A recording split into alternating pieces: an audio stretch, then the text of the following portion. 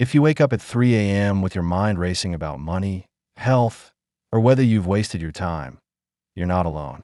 Retirement anxiety hits different after 50. It's not just worry. It's this low-grade panic that sits in your chest, reminding you that the clock is ticking and you're not sure if you're ready. Here's what most people don't know. A Roman philosopher named Seneca figured out the solution to this exact problem over 2,000 years ago. And it's not what you'd expect. Seneca wasn't some detached academic. He was wealthy, powerful, and constantly facing uncertainty, political exile, the threat of execution, the chaos of Nero's Rome. He lived with anxiety, and he developed a toolkit of Stoic practices that modern neuroscience is only now catching up to. In the next 21 minutes, I'm going to show you exactly how Seneca would handle the anxiety you're dealing with right now. Retirement anxiety, health anxiety, the fear of running out of time or purpose. You'll walk away with practical Stoic tools you can use today. Not theory, actions. If this is hitting home, click the like button now to help us reach more people who need this. Let's dive in. Seneca opens his essay on the brevity of life with a line that cuts straight to the bone.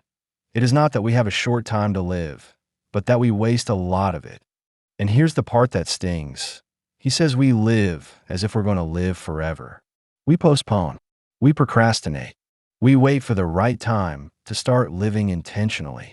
After 50, that delusion collapses. You start doing the math. If you're 55, you might have 20 or 30 years left. Maybe less. Maybe more. But suddenly, time feels finite in a way it never did before. And that's when anxiety after 50 kicks in hard. You look at your savings and think, is this enough? You look at your body and think, how much time do I have? You look at your life and wonder, did I do what mattered? Here's what Seneca understood. Anxiety isn't really about the future. It's about living in the present as if the present doesn't count. When you live like you'll live forever, you treat today like a dress rehearsal. You don't take it seriously. You don't make the hard calls. You drift. And drifting is what breeds anxiety, because deep down, you know you're wasting something irreplaceable. So here's the first Stoic practice. Seneca would tell you to sit down and do the math. Not in a morbid way, in a clarifying way. Write down your age. Estimate how many years you realistically have left. Now ask yourself, if this is all I have, what actually matters? This exercise isn't depressing. It's liberating. Because once you see time as finite, you stop wasting it on worry and start spending it on what counts. That's where peace of mind begins. But here's the thing. Knowing your time is limited doesn't automatically tell you where to focus your energy. And that's where anxiety gets tricky. You start worrying about everything because you're not sure what you can actually control. Seneca had a surgical answer to that problem. The most powerful tool in Stoic philosophy is this, the dichotomy of control. Seneca and the other Stoics divided everything in life into two categories. Things you control and things you don't. That's it. And almost all anxiety comes from trying to control what you can't or ignoring what you can. Let's apply this to retirement anxiety. You don't control the stock market. You don't control inflation. You don't control whether there's a recession next year. But you do control how much you spend today. You do control whether you create a budget. You do control whether you talk to a financial advisor or keep avoiding it because it feels overwhelming. See the difference? Anxiety melts when you stop trying to control the uncontrollable and start acting on what's actually in your hands. Same with health anxiety after 50. You don't control your genetics. You don't control whether you'll get sick. You don't control aging. But you do control whether you exercise today. You do control what you eat. You do control whether you go to the doctor for that checkup you've been putting off.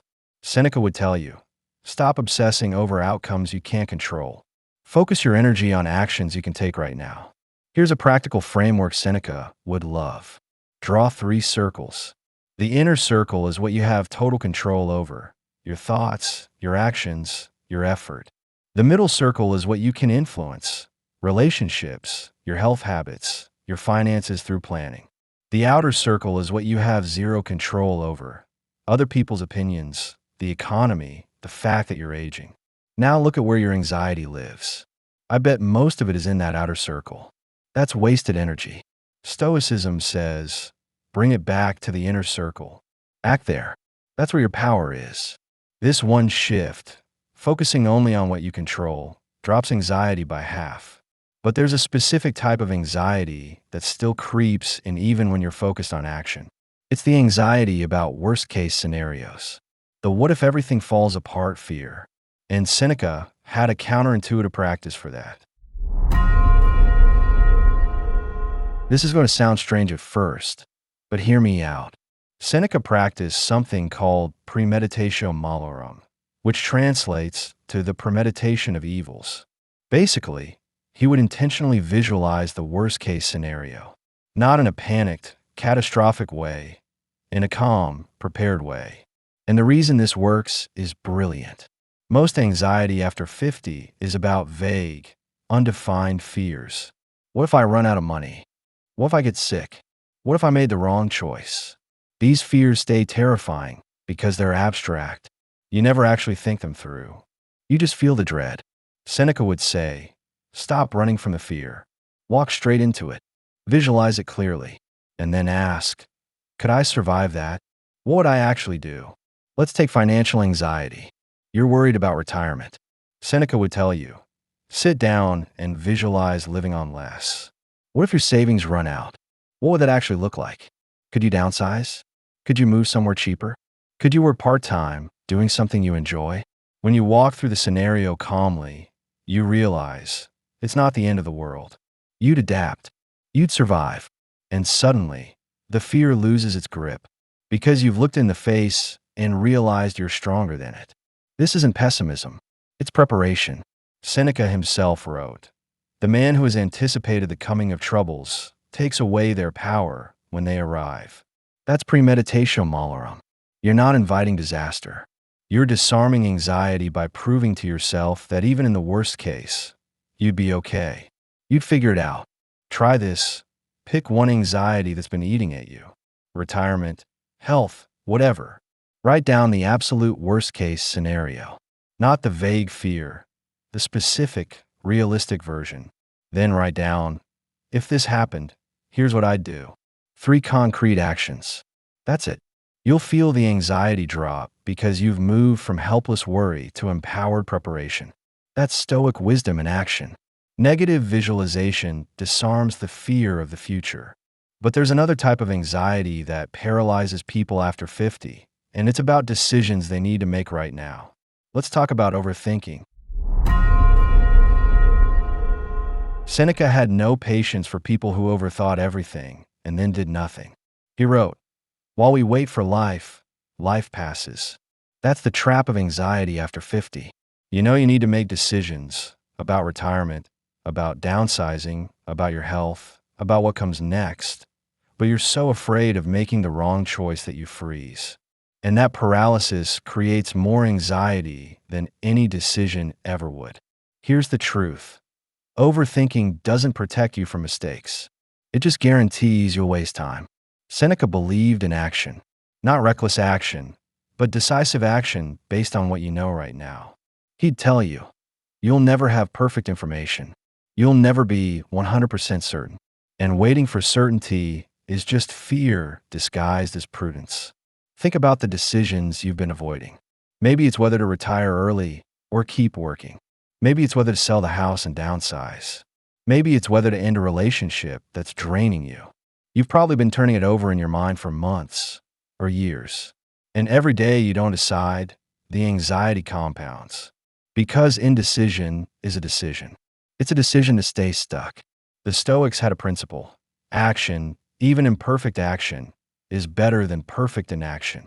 You don't need to have it all figured out. You need to take the next step. Make the decision with 70% of the information. Then adjust as you go. That's how you move forward. That's how you reclaim control.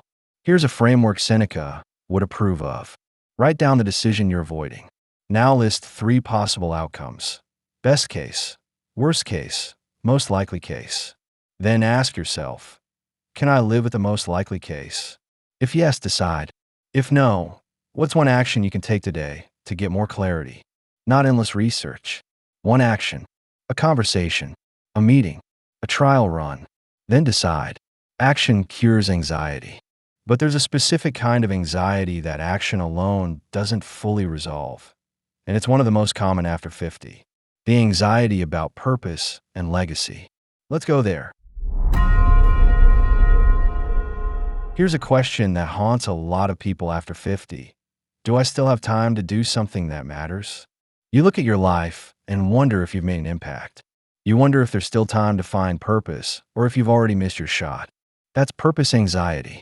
And it's one of the most painful forms of anxiety because it touches identity, legacy, and mortality all at once. Seneca would tell you this. You're asking the wrong question. Purpose isn't some grand, singular thing you do once and then you're done. Purpose is how you live each day. It's not about building monuments. It's about living with intention. Seneca wrote, "As is a tale, so is life. Not how long it is, but how good it is what matters." He's saying, stop measuring your life by external achievements. Measure it by how you show up every single day. After 50, you don't need a new career to have purpose.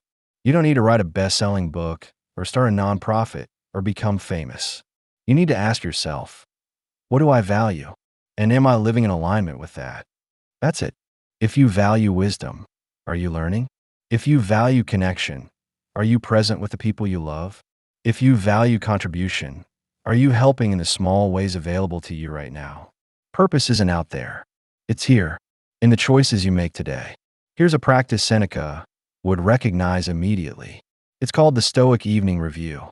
Every night before bed, ask yourself 3 questions. 1. What did I do well today? 2. What I've done better? 3. Did I live today in a way that reflects my values? That's it. No judgment, just clarity. When you do this consistently, purpose anxiety fades because you stop worrying about legacy and start building it, one intentional day at a time. Purpose anxiety loses its power when you realize you're living it every day. But there's another anxiety that's harder to shake, the anxiety about the body, about health and aging, and losing control over your physical self. Seneca had thoughts on that too. Let's be honest. After 50, your body starts reminding you that it's not 30 anymore. Things hurt that didn't hurt before. You get tired faster. You see the doctor more often. And if you're not careful, health anxiety can take over your entire life. You start obsessing over every ache, every test result, every sign that you're aging. And that obsession steals the present from you. Seneca dealt with chronic illness his entire life. He had severe asthma, so bad that he sometimes thought he was dying. And yet he didn't let it consume him. He wrote, "Life is not merely being alive, but being well." He understood that anxiety about the body doesn't help the body. It just makes you suffer twice, once from the illness, once from the worry. Here's the Stoic reframe for health anxiety after 50. You don't control whether you age. You don't control your genetics. You don't control whether you'll get sick. But acceptance doesn't mean resignation. It means this: I accept what I can't control, and I act on what I can. Seneca would tell you to focus your energy on the habits within your power: exercise, sleep, nutrition, stress management, and then let go of the outcome. You do your part. Nature does the rest. The anxiety comes when you think you can outsmart aging or avoid it entirely. You can't. No one can. But you can choose how you respond to it. You can choose to treat your body with respect and care while it's here. And you can choose to stop letting fear of decline rob you of enjoying the life you have right now. Seneca called this living in agreement with nature. You're part of nature. Aging is natural. Fighting it creates suffering. Accepting it creates peace. Here's the practice. Every morning, when you notice your body isn't what it used to be, say this to yourself: I will take care of what I can today. I will let go of what I can't. Then do one thing for your health.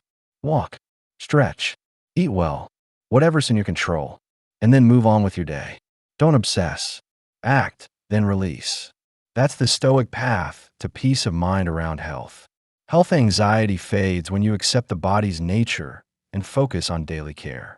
But let's talk about the anxiety that probably brought a lot of you to this video. The big one. Financial anxiety. Here's the irony about Seneca. He was one of the richest men in Rome. He had estates, wealth, influence, and yet he regularly practiced voluntary poverty. He'd live for a week like he had nothing, sleeping on a hard bed, eating simple food, wearing plain clothes. Why? Because he wanted to prove to himself that he could be happy with less, that his peace of mind didn't depend on his wealth. Financial anxiety after 50 is rooted in one fear. What if I lose what I have? You've spent decades building some level of security, and now the thought of it disappearing through a market crash, medical bills, inflation, whatever, terrifies you. Seneca would say, the more dependent you are on your wealth for happiness, the more vulnerable you are to that fear. The solution isn't to get rid of your money. It's to train yourself to need less. This is radical for most people. We're taught that retirement is about finally enjoying the money we saved. And yes, you should enjoy it. But if your entire sense of security rests on a number in your bank account, you're building your life on sand. Markets fluctuate. Expenses surprise you. Life happens. Seneca would ask you this. What's the minimum you actually need to live well? Not survive, live well. With meaning, connection, health, purpose. I'd bet it's less than you think. Here's a Stoic exercise for dealing with worry about money. Try a voluntary simplicity experiment. For 1 week, live like you have half of what you currently have. Cook at home. Cancel subscriptions you don't use. Say no to purchases you don't need. See how it feels. Most people discover 2 things. 1, they can live on way less than they thought. 2, simplicity feels lighter, not restrictive. And that realization dissolves financial anxiety because you realize, even in the worst case, I'd be okay. This doesn't mean you shouldn't plan. Seneca wasn't anti-wealth. He was anti-dependence on wealth for peace. So yes, budget, save, invest wisely, but also train yourself to be content with less. Because the less you need, the freer you are. And freedom is the opposite of anxiety. Financial anxiety loses its grip when you realize you need less than you think. But there's one final tool in Seneca's arsenal, the most powerful one of all, and it's about time itself. Here's the truth Seneca kept hammering home in everything he wrote. All our anxiety comes from either regretting the past or fearing the future. The present moment has no anxiety in it. Think about that. When you're fully present, right here, right now, there's no anxiety. Anxiety lives in your head, in projections and memories. It doesn't live in the now. After 50, it's easy to fall into mental traps. You ruminate on past mistakes. I should have saved more. I should have taken that job. I should have ended that relationship sooner. Or you catastrophize about the future. What if I run out of money? What if I get sick? What if I'm alone? And while you're stuck in those mental loops, life is passing. Right now, this moment, the only one you actually have. Seneca wrote, the whole future lies in uncertainty. Live immediately. That's not carpe diem in the irresponsible sense. It's not eat, drink, be merry, ignore reality. It's this, do what needs to be done today. Love who's in front of you today. Appreciate what you have today. And trust that if you handle today well, the future will take care of itself. That's how you beat anxiety. You stop living in timelines that don't exist and start living in the only timeline that does, right now. Here's the final Stoic practice. Seneca called it the anchor. When anxiety rises, stop. Take 3 deep breaths. Then ask yourself one question. What needs my attention right now? Not tomorrow. Not next month. Right now. Maybe it's a conversation. Maybe it's a decision. Maybe it's just being present with your coffee and the morning light. Whatever it is, do that. Fully. And then move to the next thing. One moment at a time. This is how all the Stoic tools come together. The dichotomy of control brings you to the present. Premeditatio Malorum disarms future fears and brings you back to now.